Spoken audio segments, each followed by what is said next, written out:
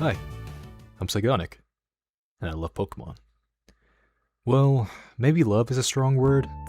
I grew up in the 2000s with older cousins that gave me their hand-me-downs, so I was already surrounded by Pokemon by the time I could walk. I watched old VHS tapes of the original anime, I had Pokemon blankets and pillows, I had a Game Boy Advance and a copy of Pokemon Ruby before I even knew how to read. It was basically my destiny to be shaped by Pokemon. Going from that, I grew up alongside Pokemon.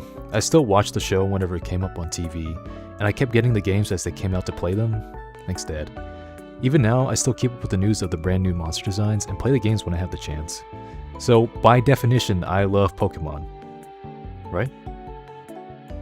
Well, sure, don't get me wrong, I have a lot of fond memories of this multi-billion-dollar franchise that has built the foundation of my childhood. But, I have a confession. I love Pokemon Fanfic more than I love Pokemon. Alright, that sounds weird, so let me explain myself.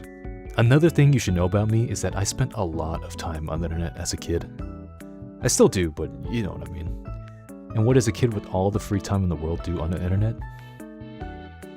They go on YouTube and DeviantArt, of course. There were a lot of videos I watched, more than I can really remember, but the big ones that stuck with me were Pokemon Let's Plays. Specifically, Nuzlocks. I remember really enjoying these videos and thinking, what the heck even is a Nuzlocke? So I looked it up. And then it happened. I was introduced to the world of fanfiction.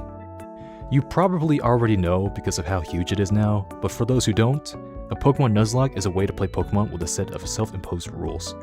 1. You can only catch the first Pokemon on every route. And 2. When a Pokemon faints, it's dead forever and you can't use it anymore. And if you didn't know already, the term Nuzlocke comes from a Pokemon fan comic called Pokemon Hard Mode. The word comes from a character in the comic, like a gag character, a Nuzleaf who looks just like John Locke from Lost. I never watched Lost, so I never got the reference because I was like 11. But that's not the important part here. I enjoyed the original comic a lot at the time. I liked how simple it was and it was easy to follow for my baby brain. However, it's not my favorite Pokemon fan comic. Listen, Nuzlocke playthroughs might be ubiquitous now, like every Pokemon content creator has done at least one, but back then, it wasn't about the playthroughs for me. It was the comics. I read so many Pokemon Nuzlocke comics, just so many of them as a kid. And so many of them enthralled me because they were doing and writing things I never thought about before. Pokemon as their own individuals. I've watched plenty of the anime, and I thought about what it would be like to have a Pokemon of my own, and what it'd be like living in the Pokemon world, but I never thought about an original story based on Pokemon. Like, I already love the show, so what if there was like more of it? In comic form, with different characters, and the Pokemon can die. That's peak fiction right there. I just really wanted to make this video to gush about a few of my favorite Nuzlocke comics, so here's some in no particular order that I loved.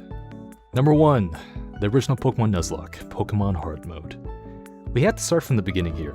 The comic is very of its time, but I think it's got a lot of character because of that. It's got that magic. Even if I still don't get the jokes now, the writing is still enjoyable to me. But I think the real draw of the comic is how much better it gets with time. In the beginning, it was just stick figures playing a game, yada yada yada. As it went on, however, it became like an actual story. Character motivations, emotional stakes, personalities that were beyond references. It's got it all, baby! The journey started off in Hoenn because it was like a Nuzlocke of Emerald, but at the end, the protagonist lost. Like, all Pokemon got wiped. It was terrible. And the story continued in Fire Red! Unfortunately, the story isn't going on anymore due to the writer stopping indefinitely, so we will never really get to know what happens after, but it's still a good read if you got the time. Number 2. Yin Dragon's Fire Red Kick-Ass Mode. This one is also a really fun one. I would say that if you like hard mode, then it's like that, but more crude and with better art in the beginning. The story follows Ken, the protagonist, with a story that's more like a Western adult show based on Pokemon. I would have to say that my favorite part is the art. Yin Dragon is really dynamic with posing and the proportions are all really good. Very solid comic. Unfortunately, the story was never finished, like hard mode, so you're kind of left hanging. But if that doesn't put you off, you'll get a story with a lot of cool fights and art. Okay, next, Kenim's Tales of Sinnoh and Myths of Unova. I know I said they aren't ranked in particular order, but if I had to rank my favorites, Kenim's is definitely at the tops in terms of enjoyment. They started with their Diamond Nuzlocke first, and it's definitely obvious. Lots of old memes, a cruder art style, and very fast pacing. But honestly, I kinda like that. It was quick, it was funny, and it was really nostalgic reading back again. I love Kenim's art so much during this time because of how cartoony it is, and I'm glad I get some of the references and memes they put in there now as an older person. But the real shit? Myths of Unova? Now that's some good shit. This time, the story is a story.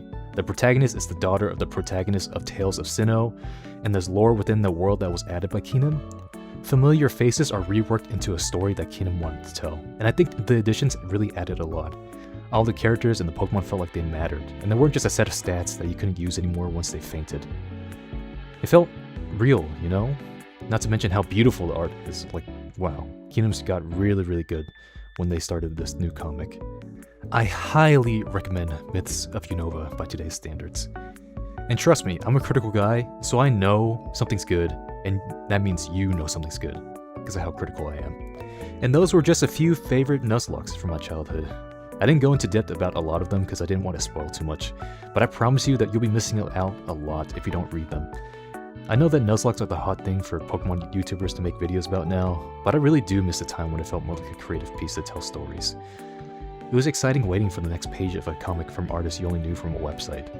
Maybe I'm just nostalgic, but I really do think there's something to miss if you don't read Pokemon fanfiction.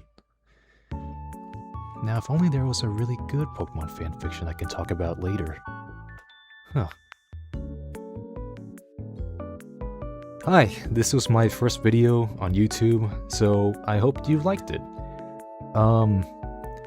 This is my first time wanting to do any kind of content creation that's more long form.